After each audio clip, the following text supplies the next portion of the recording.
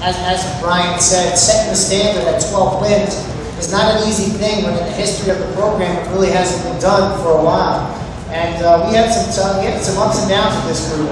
Some conversations where they wanted to transfer, some conversations where they were questioning me, they were questioning Villanova University. But man, if they didn't all stick with it, and man, if they didn't all stick together. And I can tell you that the relationships that I have with these guys in Faris and Espo and Jordy and Jake and Seaman and I mean there's Heine and there's so many other guys. I can definitely tell you that these 8 seniors, I will have the same relationship with you guys. I look forward to going out with you and having a beer. Just a couple, now I'm married and a father and all that stuff. But if you called me at the wedding, there was more than a couple. Espo was lucky enough to catch me there. But I just look forward to having a lifetime relationship with you. I hope you keep in touch with me. If there was any extreme good times or extreme bad times, I'm thankful for the fact that you stuck with this program and you stuck with our vision. And you're all going to grow up into well, you're already, but from young men into young professionals and men yourselves. And I hope you learned something, from your experience here that you can take in a positive way to that life. There might have been some ups and downs and some negatives, but hopefully when you leave here, you're leaving here with a smile, and you're leaving here with being proud of everything that you accomplished, because it was a long road, and everything that you have done is very much appreciated. So we'll start with number 0, Brez. Brez, what I did here is I thought of one word that when I see that name, that's what I think of. In their 4 years, I just wrote one word. I did it up here. Obviously, I got showered at the hospital, and I was still in the hospital, so I wasn't really as prepared as I usually am. But I sat up here and I just wrote one word. That when I looked at the name, I wrote the word. Some of the words are not really words. A couple, weird things. For Brez, it was just trustworthy. I knew that I could always trust Brez. His body took a toll on his injuries, took a toll on his body, and didn't allow him to finish out his career the way he wanted to. But that happens. Brez can hopefully draw from the first 3 years and everything that he meant to the program and how he came on his freshman year and battled through a lot of adversity with injuries and won the position and was Mr. Steady back there for us. He had a great presence, made nice, a lot of nice saves, and kept us in a lot of games when we were taking a lot of heat as a program and a lot of shots and a lot of pressure. So, I always enjoyed my conversations with Brez. There might have been some people coming to my office, saying a good thing or worried about Brez, but I always knew what I was getting out of Brez, and I always trusted him, and I always trusted what he was saying to me was from the heart, and that's all that mattered to me and our player-coach relationship. So trustworthy was definitely the word. So Brez, come up and try to be there.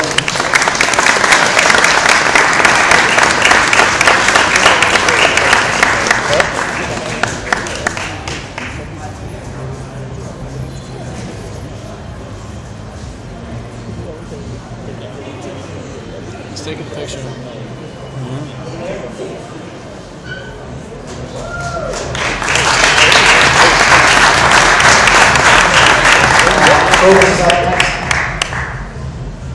Determination. Like I said, for folks to be, not on the field in the first 3 years, and to stay ready and to stick with the program. When there were times when he came into my office and didn't want to stick with the program, and it's not easy. He didn't want to stick with me either. He was looking at me like, I really don't like you. And I was looking at him and I was saying, yes, I know you don't. I can tell. But there was a light bulb that went off in his head. It was this summer summer of his sophomore year going into his junior year. And I knew folks was different, and there was no guarantees that, that Brez was, going into the senior year, that Brez was going to be the keeper. Obviously Brez got injured, and that's how the story is written. But there was no guarantees, because that spring going into the senior year, folks was giving him a run for his money. And the two of them were able to do it, being friends, and do it the right way. But he grew so much in his 4 years, 4.5 years, that it's amazing the amount of determination that went into that, and I'm just so proud of him. I mean, you see that USF save and the Santa Barbara save, and some of the other saves that he made this year. Wow! What an awesome thing! What an awesome thing! That's what sports and a program like this is able to do. So, folks, come up and grab your jersey.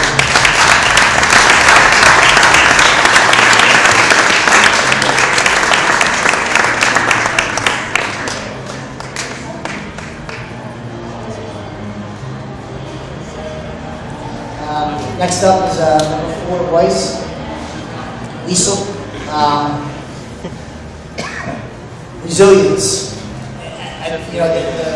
The stuff that he had to go through with injuries and just with being on and off the field because of it, and how he was able to handle it, and how he was able to look me in the eye senior year, and I knew he was ready to play.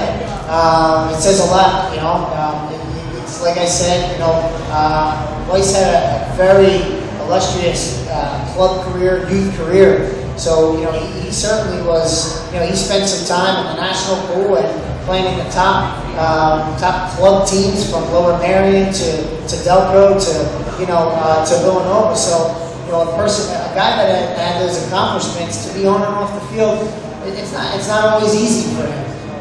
It wasn't always easy for him.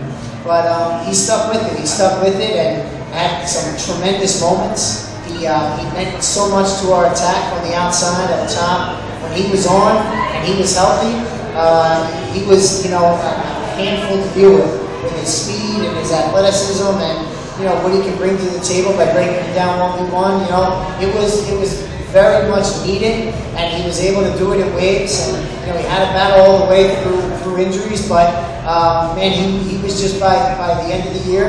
If you look at when we were starting all of our seniors in the run, he was every much a bit a part of why we got and why we accomplished 12 wins as anybody else was.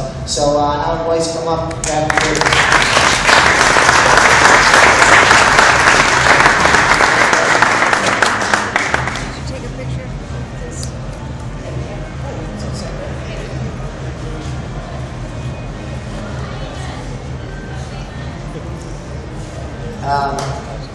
Soroka's going to be up next, sir. Steve. This is one where I just made I just wrote everything. I tried to make something up. He just, the progress that Kyle was able to make over the 4 years, from sitting in my office, not doing well his first semester academically, and telling me he can't do it, and telling me he's not a Villanova kid, and this place is for some kids, and he's not one of them, And from going from there to making the dean's list this past semester, come on,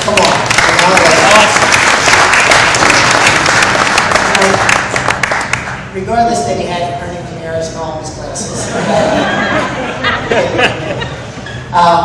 Just for the fact that he was able to have the confidence to figure it out academically, and then lead that, or bring that onto the field, and bring that into his play. And every year I challenged him more and more, and he always lived up to the challenge. Anytime there was a challenge for him, regardless if he was in shape or not in preseason, he always found a way to show me during the season that didn't matter. Now fitness still matters, guys, but he always found a way. And he was just like, yeah, well, he's Kyle again. You're worried, and then it's like, he goes on this scoring spree, and then the Stony Brook Bowl. I don't think I slapped my head, bruises, right on my legs. I haven't slapped my thighs that hard since the USF win, but you know, it just encompassed everything. He stepped up defensively when we were asking our guys to step and pressure high up the field. He won the ball. He pushed the guy across. He took a touch and he just hit it, you know, into the paper clip in the corner. And it's like, that's it. You know, that's a guy that doesn't have to think. You can't think about doing that. That's instinctual. And when you have a guy that's instinctually doing what this coaching staff is asking to do, man, that means everything. That means everything to the guys. Talking about leading by example, that's leading by example. So, Kyle, great job on this year.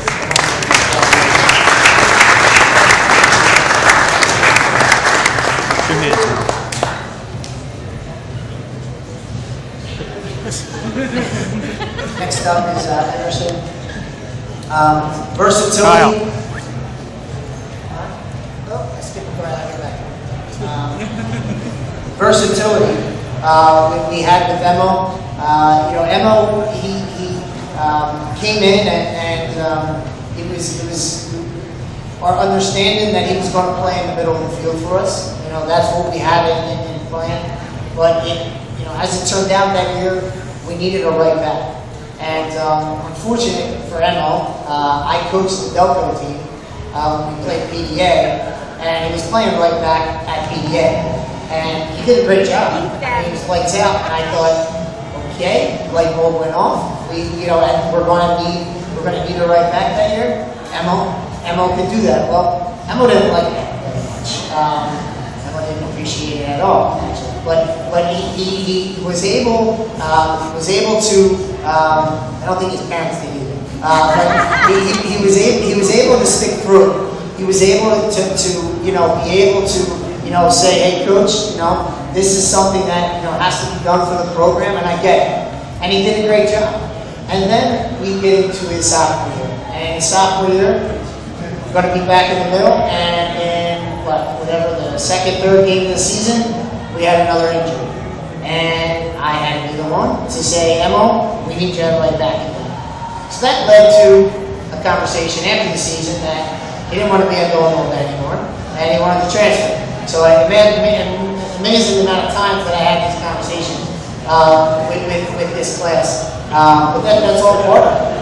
And I said to him at this point, I said, Emo, I don't want you to go. We value you enormously in this program, and you're going to be in the middle of the field. You know, and we have depth, and you're too important, and you've worked too hard to go. And he agreed, and he stepped up in the middle of the field in his junior year and had his best season by far. I mean, if you want to look at why we beat Notre Dame, that's it. You know, as far as I'm concerned, their best player was Dylan Powers, and Emerson shut him down like Dylan Powers wasn't even on the field. And that was the one thing, you know, we scouted the team, and that was the one thing we were worried about, was how are we going to handle Dylan Powers. And of course, you know, Aaron Dennis scored the goal, and the folks made some nice saves, and there was a lot of different personnel there. But the one matchup we needed to succeed in was Emerson Lawrence in the middle of the field with Dylan Powers. And just as he did that whole year, he did a great job. So, Emerson, thank you for your versatility. Thank you for your 4 years.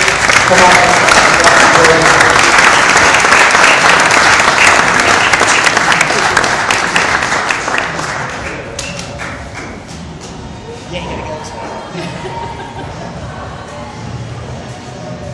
Emma looks very dark. That seems to be the common theme, but at least you come up with something. Next up is McCarthy. I forgot Kyle and I don't know, so I don't know. But one thing, you know, the one word was consistency. If you look at a guy that over 4 years has come in and just been the same, which is, you know, one of our best defensive players on the field for 4 years straight. Wow, I mean that means everything to a program, to a coach. It's not easy to find a guy like that just steps in and tackles the way he does and commands respect the way he does, you know, on the field. You know, if you don't think attacking players are in the middle of the field like, oh shit, where's he at? They know he's coming. They know that he's coming to tackle. If you don't think that the way that he played in the middle of the field for us didn't scare attacking players and didn't deter a lot of the play in the middle of the field that you really haven't been watching much. He was he was a little tough. He was a little tough when I told him that we really need him to play D-man. I told him we needed him to play center back. But he really was accepting, and he really was, hey, coach, whatever, at this point, coach, whatever you need for the program. And he stepped back at center back position and thought about the team first and did a great job. I mean, it was, him, Whalen, Case, and Fogarty that was the reason why, you look at the USF game, man, I mean, we were winning 1-0 if you were at the game. The last 20 minutes, I'm not so sure that we got out of 35 yards away from our goal. I'm not so sure, but they were battling. I mean, I had tears in my eyes. Someone called me crying. Kevin Garcia. I don't like crying. But Kevin caught me, and they said you're crying. But why I was so emotional was because I was so freaking proud of Kyle McCarthy, Ryan Whalen, and Fogarty for what they, for their belief in this program and what they were able to accomplish and how hard they battled in that game. And then just look at all the other games that Kyle was there for us. It's been consistent. So Kyle, come up. Thank you so much for everything.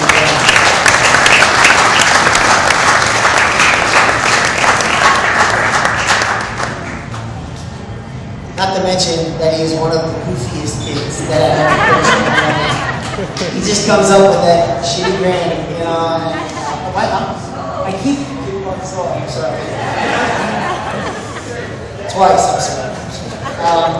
He comes up and he just has that grin on his face. I'm so going to miss him. A lot of people are going to miss him. Next up, Ryan Queen. Gandhi was my first one. I nicknamed him Gandhi just because he's just, you just can't break him. He's just the nicest guy and the best team guy that we've had, no matter what the adversity. But the other word that I came up with after Gandhi was steady. He just, every day, day in and day out, every practice, I was supposed to give him a heads up about that. Just day in and day out, he was steady. Day in and day out, he was kind of, coach, what can I do for the program? Where do I stand? What do I need to work on? He was always a great teammate for everybody. They always knew what they were getting out of playing. They always knew they could go talk to him and trust him. And he just was, like I said, the guy that you knew you could turn to. You knew that he was always going to be there, and he was always going to represent the program the way the program needed to be represented. And for me to have the honor to put, to have him earn and be on the field at UConn, that to me, was what this program is all about. Because there might have been guys that were more talented, that could have been in that position. But there wasn't anyone that was more trustworthy or bought into what this team was trying to accomplish. And when we had to make that decision, and there was other games before that, and Pitt and Rutgers, Seton Hall, but there was other games before that, where that decision just was so easy because of just what this guy meant. And for me to have the honor to do that at UConn, Quinn, I'll remember it for the rest of my life. I hope you do. And thank you for everything that you've done for this program.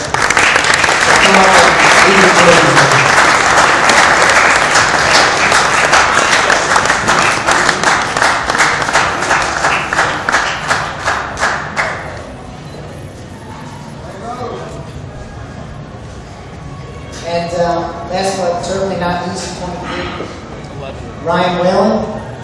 He changed his number. I'm using one of my words that... He changed his number. 11. I changed. Oh, 11. I'm sorry. 11. He changed his number on me. Kaizen. That's all I can come up with, Ryan. Not all I can come up with, but that was the first thing.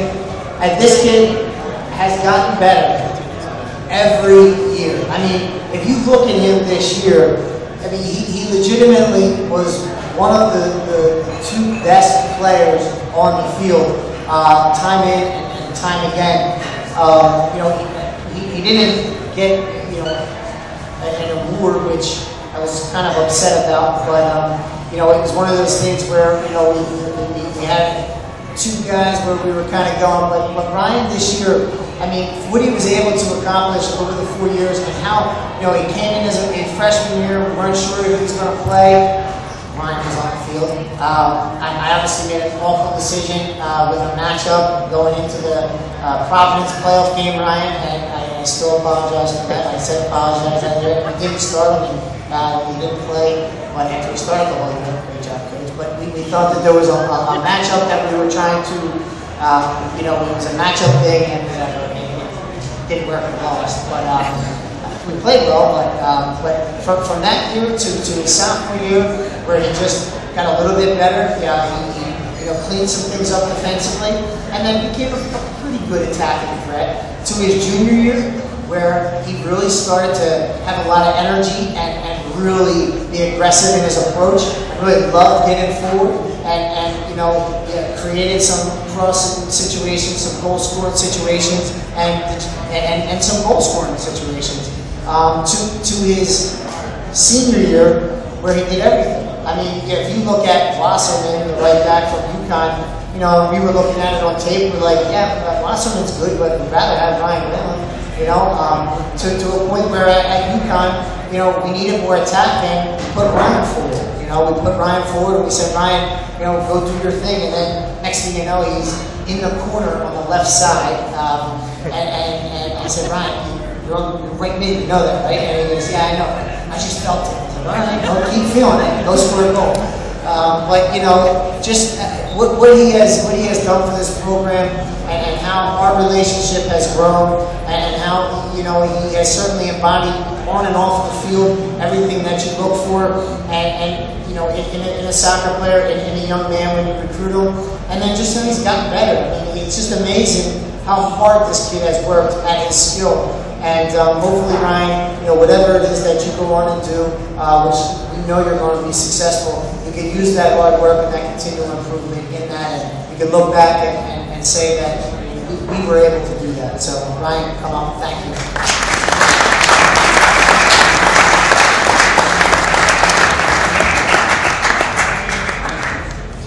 And he's the second newbiest.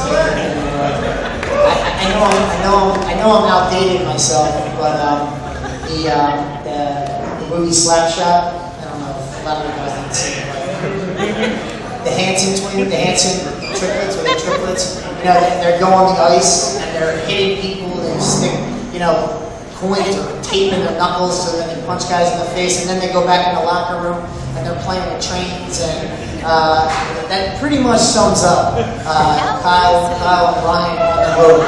On the road, they actually bought toys and little cars, and you know, they're always trying to get me and crank me and get me to, like, you know, tackle me in my room, and you know, they're always like over my shoulder. They were, what were you doing in the airport? They were always doing something ridiculous, and they were always trying to get other guys to you know, do the same thing.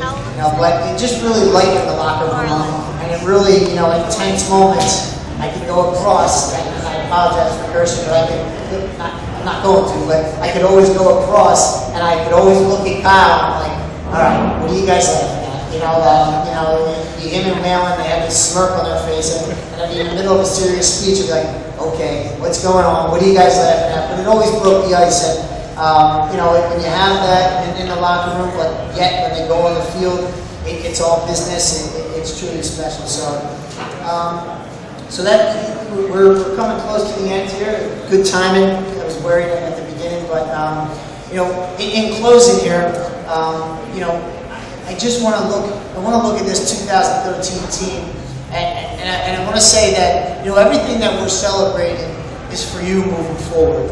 All right, everything that we're doing here is to yes, celebrate, you know, the past, but also to look forward to the future and how bright the future is. I mean, if you look at who we're hiring here, you know, to take BJ's spot in Zach Court. So we can give Zach a round of applause, please.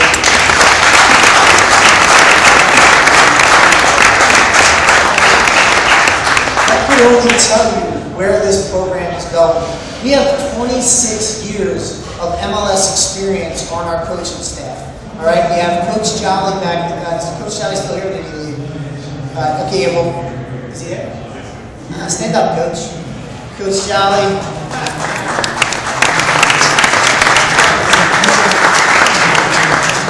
Between Coach Jolly, who you know is kind of our team big brother. You know, he lives right around the corner from the house, and he's our volunteer assistant. But he's a guy that our 13 class is going to be able to draw on and draw from, and be able to lean on a little bit. And you know, if there's things that you guys need to, you know, eat that's right around the corner, Jolly will always be there. But then also, you know, at practice. But if you look at, you know, Coach Jolly and Zach, the hire that we were able to make on BJ's departure, I mean, you're looking at 26 years of experience. You're looking at the two-time MLS goalkeeper of the year. You're looking at a guy that has won an MLS championship. You're looking at a guy that has played and won the Portugal Cup at Benfica. You know, I mean, he was twice part of the best 11, which is the best 11 which is the best 11, which is the top 11. I said something funny, so I'm sorry, I must have pronounced it wrong. So they're making fun of me. It caught my eye, sorry. But he was twice on the best 11, one of the best 11 players in the MLS. I mean, that's who's training our keepers, and it's part of our staff. That's who's going to be running training sessions, and we're able to draw from, and we're able to just have a part of our program. I mean, lights out, hire, lights out. We're just excited to work with him and to move forward. But if you look at what you're able to, what this team can draw from and what this team can accomplish based off of the things that you have around you, the experience that you have around you, the knowledge that you have around you, and the recruiting class that we have coming in, 12 should be the standard. And 12 should be something that we're looking to break. And the only way that's going to happen is if we adopt some of the things that we're talking about as far as hard work and discipline and bringing it every day and seeing the big picture and believing that this program can do it, because we have done it, we have established it, but now it's time to move forward and to move on and to get us to an NCAA tournament. You know, I've been to 2 Elite Eights. I've been, you know, in an Elite Eight at Northwestern University, and this team last year was better. They were a better team. They might not have, you know, accomplished it. You know, we might have got snubbed, but we had everything that an NCAA tournament team does. You know, should have. And I hope that this 13 team can learn from that and learn from this senior class and what they meant for this program, and step up yourselves and lead this program to where we need to get. So, with that said, you know, I want to thank everybody. One more person. Steve Sawyer, he did a tremendous job in this time. So,